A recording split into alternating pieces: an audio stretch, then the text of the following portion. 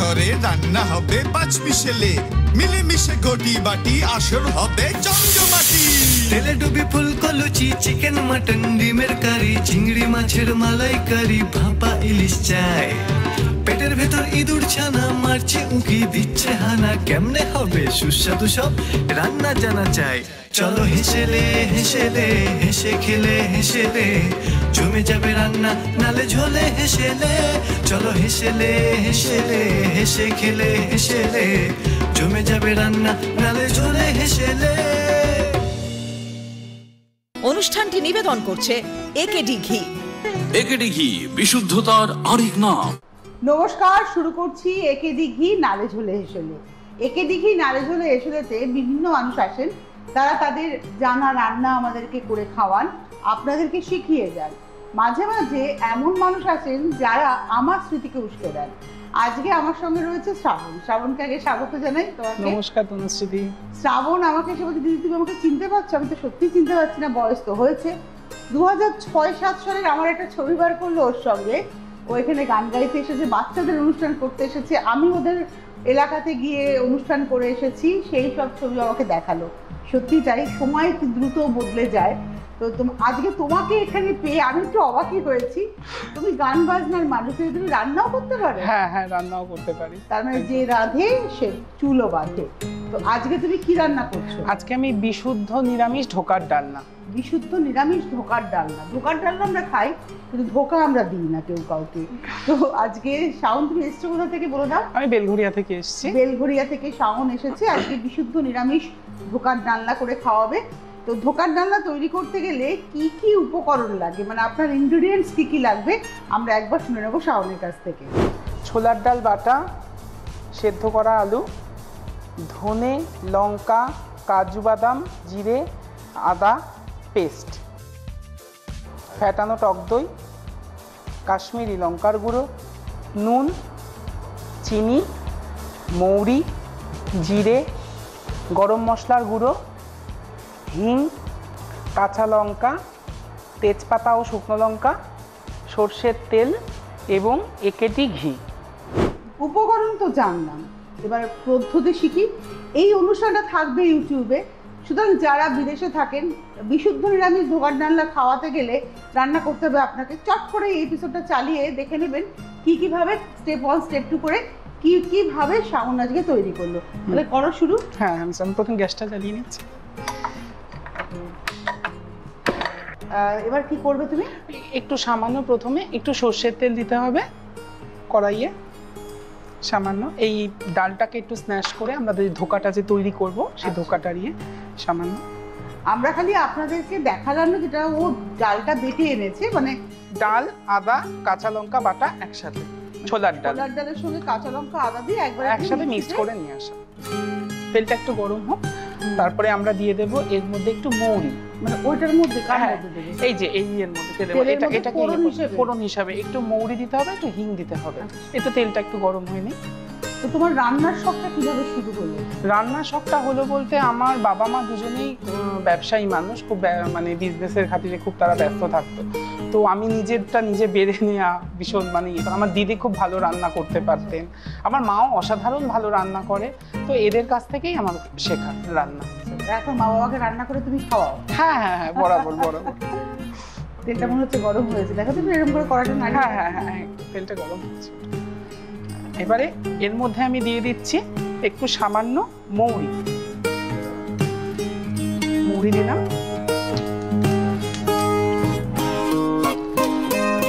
একটু দিচ্ছি হিং। হিং এই 1 চিমটির মতন দিলেই হবে, কারণ আবার যখন রান্না করব, মানে আমি যখন গ্রেভিটা তৈরি করব তখন একটু হিং দিতে হবে ফোড়নে।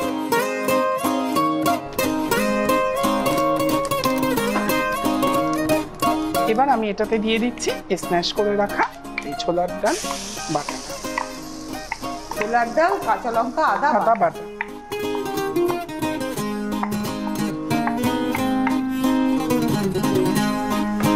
এবার আমি গ্যাসটা একটু বাড়িয়ে নিচ্ছি। হ্যাঁ,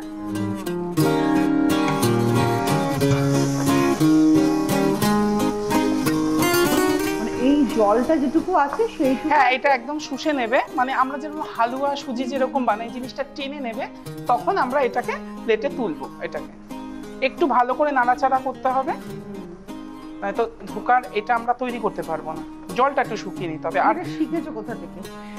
আমার বেশিরভাগ রান্না আমার মায়ের কাছ থেকেই আমার শেখা। আর আমার বড়দি খুব ভালো রান্না করতে পারতেন, ওনার কাছ থেকেও আমার একটু শেখা কিছু কিছু জিনিস, বেশিরভাগটাই আমার মায়ের কাছ থেকে শেখা। তো বড়দিকে রান্না করে খাইয়েছো? হ্যাঁ হ্যাঁ, বড়দি নিজেই খুব ভালো, মানে রান্নার খুব, মানে কি বলবো, একজন রন্ধন পটিয়সী মানুষ। ওই জন্য ছোটবেলা কি বেলঘরিয়াতেই কেটেছে? হ্যাঁ হ্যাঁ, বেলঘরিয়াতেই কেটেছে ছোটবেলা আমার। আমি এখানেই বড় হয়েছি। আরে বেলঘরিয়ার ছেলে? একদমই বেলঘরিয়ার। পড়াশোনা বেলঘরিয়াতে? না না না, আমার পড়াশোনা হচ্ছে Kolkata Scottish church collegiate school থেকে আমি পাস আউট। আমি ওখানেই পড়াশোনা করেছি। এখন কি করছো তুমি? এখন আমাদের ফ্যামিলি বিজনেস আছে। আমি মাঝখানে একটা ট্রান্সপোর্ট কোম্পানিতে চাকরি করতাম জনাই রোডে, সেখানে তো তারপরে ফ্যামিলি বিজনেসে বাড়ির থেকে আপত্তি করেছিল, চাকরি ছেড়ে দিয়ে এখন বিজনেসের সাথেই ইনক্লুডেড। এখন তো বিজনেস মানে তোমার প্রচুর ব্যস্ততা। হ্যাঁ হ্যাঁ, ব্যস্ততা তো থাকবেই একটু। তোমার এই শখটা কি করে পূরণ করো? ওই যে আমি যখন, মানে কি বলবো, বাড়িতে যখন আমি যদি ঢুকি, আমাদের যতই যেই থাকুক, হয়তো এটা খেতে ইচ্ছা করলো, আমি বানিয়ে নিই টুক করে এরকম। এবার না একটা পাত্রের মধ্যে আমাকে একটু ওই বড় পাত্রটা কি দেবো, এর মধ্যে কি একটু তেল দেবে? হ্যাঁ, একটু তেল দেবো।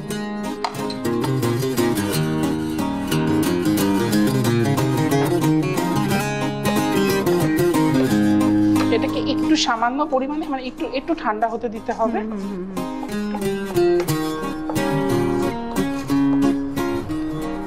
মেন হচ্ছে এটা। হ্যাঁ, মেন এটাকেই মানে আসল বানানো, বা এটাকে করে না, মানে আমরা সুজি যেমন এরকম ভাবে করে দিই থালাতে, এটাকে একটু করে দিতে হবে, না তো ধোকাটা হবে না। একটু হাত লাগাচ্ছি। হ্যাঁ, হাত লাগাও। পুরো রান্নায় হাত না লাগালে হবে না রান্না। আর আমরা বাঙালি মানুষ, আমরা হাতে পেরে না খেলে আমাদের পোষাবে না। একটু ঠান্ডা হোক, ততক্ষণে আমি কড়াইয়ের মধ্যে সেদ্ধ করে রাখা আলুগুলো ভেজে নিচ্ছি। একটু তেলটা গরম হোক, এবার ততক্ষণে আমি একটুখানি এই বরফির আকারে এটাকে কেটে নিচ্ছি ধোকাটাকে। এটা হচ্ছে আসল।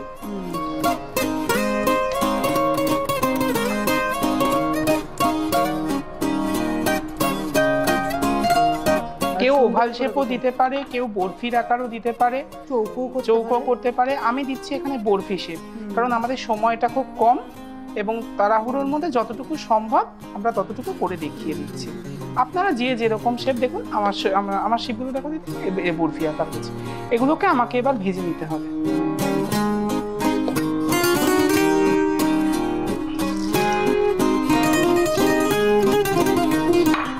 একটু নুন দিয়ে দিচ্ছি সামান্য পরিমাণে।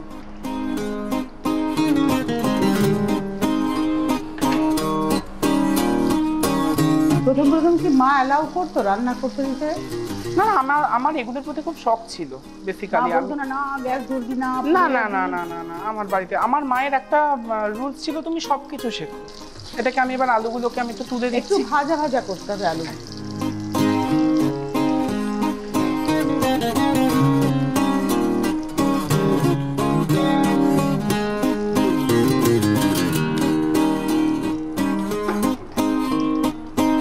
এবার এই তেলে আমি ধোকাগুলোকে একটু ভেজে নেব, আর একটু তেল নিয়ে নেব, যেহেতু ধোকাটা ভাজা হবে।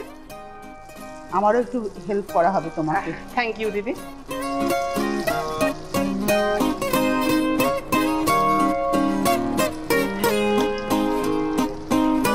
একটা হিঙের গন্ধ বেরোচ্ছে গো। হ্যাঁ হ্যাঁ হ্যাঁ, এই যেহেতু আমি একটা ফোড়নের সময় আমি হিংটা দিয়েছি।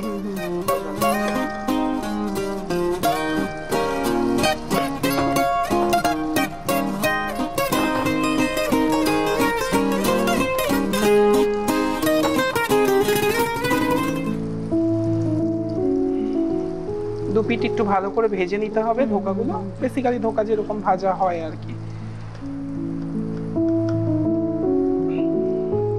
প্রত্যেকের বাড়িরই ঠাকুমা দিদিমারা এই রান্নাটা খুব মাহির হয়ে থাকেন। হ্যাঁ হ্যাঁ হ্যাঁ, মানে আমার বাড়িতে আমার ঠাকুমাও করতেন, আমার দিদিমাও করতেন এই রান্না। এটা একদম বাঙালির পেটেন্ট একটা ধোকার রান্না।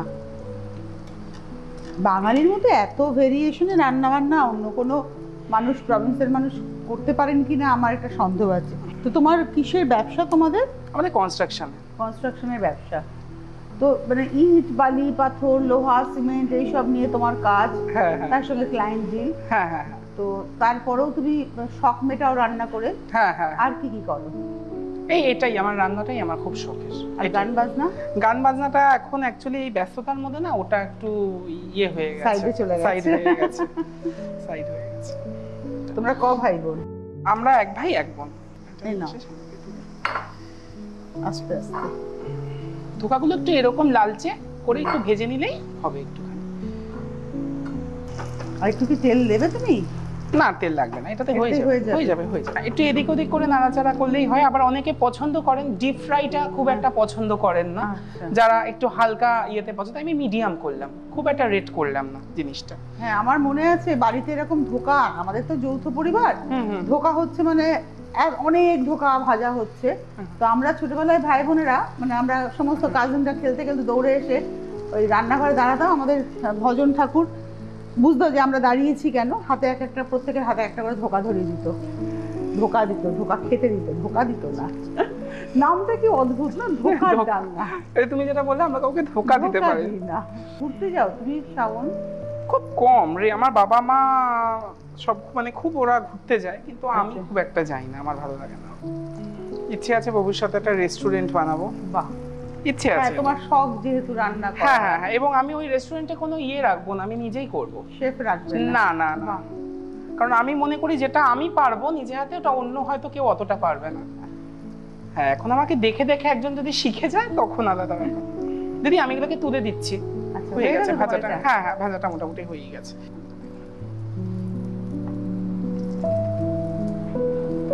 তুমি আর কি কি রান্না করতে পারো বলো? আমি সব রান্নাই প্রায় করতে পারি। মানে এটা তো তোমার ট্র্যাডিশনাল রান্না। হ্যাঁ, ট্র্যাডিশনাল। আর একটু ফিউশন রান্না কি জানো? আমি আরো চাইনিজ ভালো বানাতে পারি, চিলি চিকেন, মাঞ্চুরিয়ান, তারপরে আমি পারি সব ধরনের। বাঙালি রান্নাও পারি, স্যুপ পারি খুব ভালো, স্ন্যাক্স ভালো বানাতে পারি। একদিন আমরা স্যুপ করা শিখবো। হ্যাঁ, ভালো স্যুপ বানাতে পারে, একদিন আসবে। আমাদের বিভিন্ন দুদিন রকমের স্যুপ একদিন করে খাওয়াবে। হ্যাঁ হ্যাঁ, শীতকালে। স্যুপটা শীতকালে। তোমার কি লাগবে? তেল লাগবে? না, তেল আর লাগবে না, এই তেলেই আমার হয়ে যাবে। আচ্ছা, আমি এর মধ্যে তেজপাতা, শুকনো লঙ্কা আর একটু গোটা জিরে ফোড়নে দিচ্ছি। এই যে গোটা জিরে। গোটা জিরে তুমি ধোকার যখন ভাজলে তখনও দিয়েছিলে? হ্যাঁ, না ওটা কিন্তু মৌরি দিই, ওটা মৌরি, ওই গন্ধটার জন্য। এবার দেবো, আমি ধোকারির সময় একটু হিং দিয়েছিলাম, এবার এখনো এক চিমটে একটু হিং দিয়েছি, একটু গ্রেভিটার মধ্যে জিনিসটা মিশে যাবে, একটু হিং। আর আপনারা যদি হিং দিতে পছন্দ নাও করেন, দর্শকদের উদ্দেশ্যে আমি বলছি, তাহলে আপনারা ওই ধোকা বানানোর সময় যে হিংটা দিয়ে দিলেন, ওই গন্ধটাই গ্রেভির মধ্যে মিশে যাবে ধোকার সাথে। আর যারা একটু হিঙের গন্ধ ভালোবাসেন, তারা গ্রেভি বানানোর সময় এই শুকনো লঙ্কা, তেজপাতা আর গোটা জিরের সাথে এই একটু হিং, একটু ফোড়ন দিয়ে দেবেন, এটা অপশনাল। এবার কি দেবে? এবার দেব, এখানে আমি বেটে রেখেছি জিরে, আদা, কাঁচা লঙ্কা, কাজু বাদাম আর টমেটো একসাথে বেটে রেখেছি। আমি এর মধ্যে এটাকে দিয়ে দেব।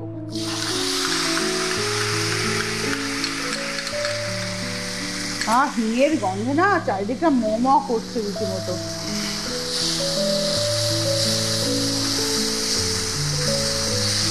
একটু সামান্য একটু হলুদ দিয়ে দিচ্ছি এখানে, একটু দিচ্ছি কাশ্মীরি লঙ্কার গুঁড়ো কালারের জন্য, একটু দিচ্ছি নুন, নুনটা পরিমাণ মতো, একটু চিনি,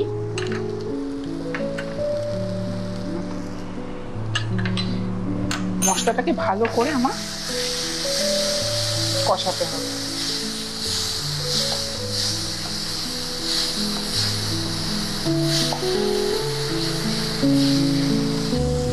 এবার দিয়ে দেব ফেটিয়ে রাখা টক দই। এই যে চামচ আছে, এটা দিয়ে দাও।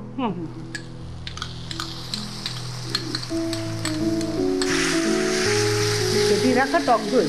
হ্যাঁ, এবার যখন টক দইটা দর্শকদের উদ্দেশ্যে বলছি, যখন আপনারা দেবেন, গ্যাসটাকে না একটু সিমে করে নেবেন, নয়তো দইটা কেটে যাবে, ফেটিয়ে রাখা টক দইটা।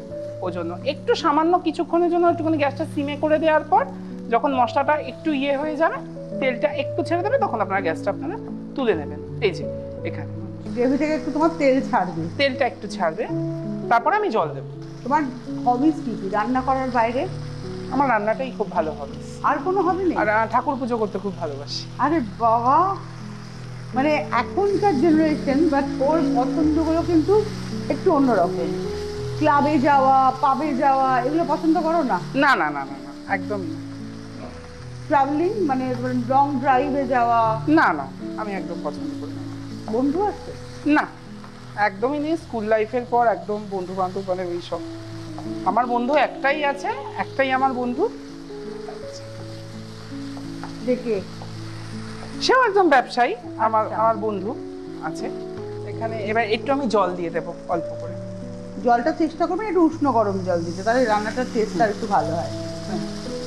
গ্রেভিটা হওয়ার পরে ও আলু দেবে এবং এই ভেজে রাখা ধোকা। আমি এখনই আলুটা দিয়ে দিচ্ছি, আচ্ছা, তাহলে কিন্তু আলুটা একটুখানি ভালো করে নুন আর মশলাটা একটু ঢুকবে।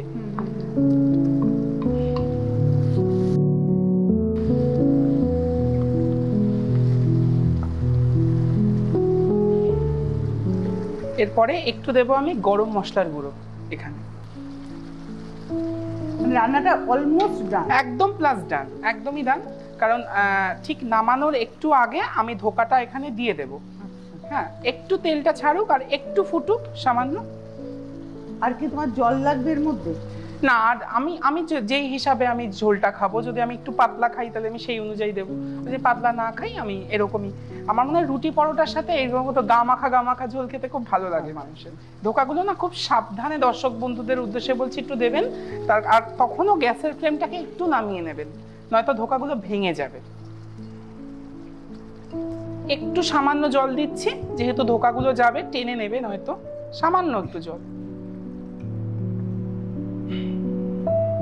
এই ধোকাগুলো দিয়ে দিলাম। দেওয়ার পর আমি জল দিয়ে আমি গ্যাসটাকে বাড়িয়ে নিয়েছি। আমার রান্না প্রায় কমপ্লিট। এবার আমি দিয়ে দেব একটু স্বাদে গন্ধে অতুলনীয় একেডি ঘি। ওয়াও, আমি একটু দেখিয়ে দিই দর্শকদের। একেডি ঘি স্বাদে গন্ধে অতুলনীয়, সত্যি খুব ভালো ঘিটা, ভীষণ ভালো। আমিও বাড়িতে ব্যবহার করি। স্বাদে গন্ধে অতুলনীয় একেডি ঘি। তো তুমি নামানোর আগে আমার একটা ছোট্ট কাজ আছে, সেটা হচ্ছে যারা অনুষ্ঠান দেখছেন তাদের জন্য এখন সময় হচ্ছে একেডি ঘি নাড়েঝোলে এসুলেতে একটা বিরতির উপরান্তে আমরা শ্রাবণের বিশুদ্ধ নিরামিষ ধোকার রান্না নিয়ে ফিরছি। সঙ্গে থাকবেন, কোথাও যাবেন না। চলো হেসেলে হেসেলে হেসে খেলে হেসেলে জমে যাবে রান্না নালে ঝোলে হেসেলে। ফিরে এলাম বিরতির পর। আপনারা দেখছেন একেডি ঘি নালে ঝোলে এসেলে। আজকে আমাদের সঙ্গে রয়েছেন শ্রাবণ। আশা শ্রাবণ মানে না তো মন। বিশুদ্ধ নিরামিষ ধোকার রান্না ওর কমপ্লিট। ও এবার সার্ভ করবে আপনাদেরকে, আমাকে। কিন্তু তার আগে শ্রাবণের সাথে আমার প্রথম পরিচয় যে সুবাদে, সেটা হচ্ছে গান। তো দুকলি গান তোমাকে শোনাতে হবে। এটা আমি জানতাম তুমি আমাকে বলবে। ঠিক আছে, আমি একটা গান গাইছি যেটা অনেকেরই পরিচিত গানটা, এবং খুব নস্টালজিক একটা ব্যাপার আছে। আমি সেটাই তোমাকে শোনাচ্ছি, যেহেতু তুমি এবং গান শুনতে খুব ভালোবাসো বেসিক্যালি। আমি স্টার্ট করছি। শহরের উষ্ণতম দিনে বুকে হিমেল হাওয়া হেমন্তীর হাত, দরজায় জানালায় অবিরাম প্রেমের আঘাত।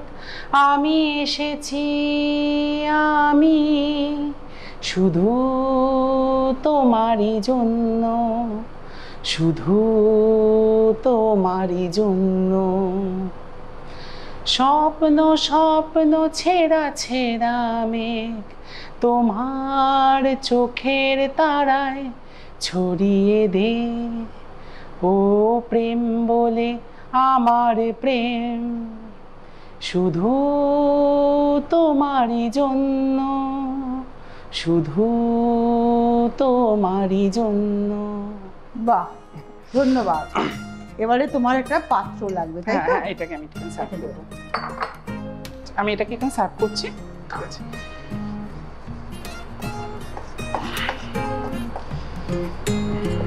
একটু ডেকোরেশনের জন্য আমি এখানে একটু কাঁচা লঙ্কা উপরে এরকম রেখে দিচ্ছি, দেখতে ভালো লাগবে জিনিসটা। তো এই হলো আমার বিশুদ্ধ নিরামিষ ধোকার ডালনা। তো তোমার বিশুদ্ধ নিরামিষ দোকান রান্না হয়ে গিয়েছে, এবার আমাকে খেয়ে বলতে হবে কেমন হয়েছে। না নিশ্চয়ই নিশ্চয়ই। ব্যাস ব্যাস, একটু গ্রেভি, একটু গ্রেভি, ব্যাস ব্যাস।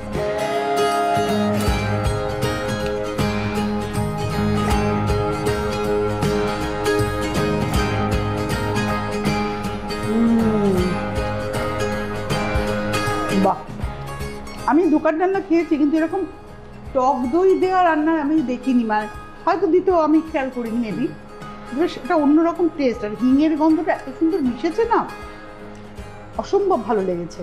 তো আমি এখন এই দোকান রান্নাটাকে পেটস্থ করি, আর আপনারা মুখস্থ করুন কিভাবে তৈরি করলো শ্রাবণ আজকে বিশুদ্ধ নিরামিষ দোকান রান্না, একবার দেখে নিন।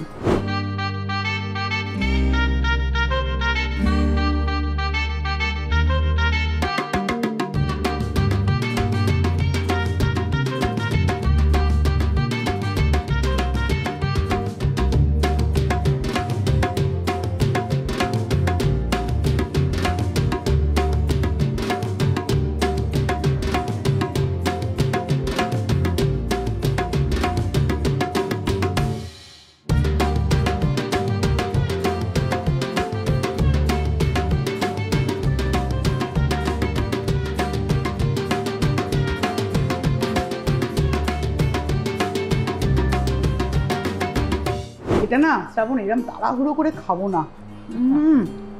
এটা একটু রুটি পরোটা সাথে খুব ভালো লাগবে। শুধুই খাবো, সবাই নিয়ে সুন্দর করে তৃপ্তি করে খাবো। কিন্তু তুমি এই যে এলে আমাদের এখানে, এত সুন্দর গান শোনালে, এত গল্প করলে, আমাকে একটু নস্টালজিক করে দিলে, এই সব কিছুর বাইরে একটা বেশ ভালো মুহূর্ত উপহার দিয়ে দিলে। আমারও খুব ভালো লাগলো যে তোমার এতগুলো বছর পর, প্রায় একটা জেনারেশনের পর তোমার সঙ্গে আবার আমার দেখা হলো এবং তোমার আশীর্বাদ পেলাম, আমার খুব ভালো লাগলো। যখন আমাকে দেখেছো তখন আমাকে সিঙ্গেল দেখেছিল, মানে একা ছিলাম, এখন আমি দুজন হয়ে রয়েছি, বলবেই। যাই হোক, আমাদের একে দিঘি নারীঝোলে এসে আজকে শ্রাবণ এসেছিল, আমাদের একে দিঘি নারীঝোলে এসেলের তরফ থেকে ওর জন্য রয়েছে উপহার। একেডি ঘি নালেঝোলে এসলের তরফ থেকে শ্রাবণের জন্য রয়েছে একেডি ঘি, স্বাদে গন্ধে অতুলনীয়। থ্যাংক ইউ দিদি। আর রয়েছে আবরণ এবং অরেঞ্জেসের তরফ থেকে ডিসকাউন্ট কুপন। রঙিন প্রতিদিন, আবরণকে সঙ্গে নিন। কেমন লাগলো বলো এখানে এসে? ভীষণ ভালো লাগলো, মানে খুবই ভালো লাগলো। এবং এখানে এসে যে আমি রান্না পরিবেশন করলাম, আর সব থেকে বড় কথা আমি তোমার সাথে রান্না পরিবেশন করলাম, আমার একজন প্রিয় পছন্দের মানুষের সাথে, আমার আরো বেশি ভালো লাগলো। অবশ্যই আবার আসবো, একদম আসবো নিশ্চয়ই। শীতকালে তো আমি ওকে ডাকবোই স্যুপ খাওয়ার জন্য, সুপার মোমো, একদম সুপার মোমো। ওয়াও! তো আজকে এখন একে দিঘি নারীঝোলে আসলে তো সময় ভীষণ কম, আরও আমার জন্য সময় কম, কারণ আমার জন্য এটা অপেক্ষা করছে। তো ওই বলে না, ওয়াটারিং হচ্ছে মাউথের মধ্যে। আমাদের আজকে একে দিঘি নারীঝোলে আসলে এখানে শেষ করবো, কিন্তু আপনাদেরকে আরেকবার বলে দেবো, যারা চাইছেন শ্রাবণের মতো এখানে আসতে, রান্না করতে, গল্প করতে, আপনার ক্রিয়েটিভিটি জানাতে, তাহলে অবশ্যই দেখুন ফোন নাম্বার যাচ্ছে, অংশগ্রহণ করতে ইচ্ছুক ওই ফোন নাম্বারে ফোন করে আপনারা চলে আসুন।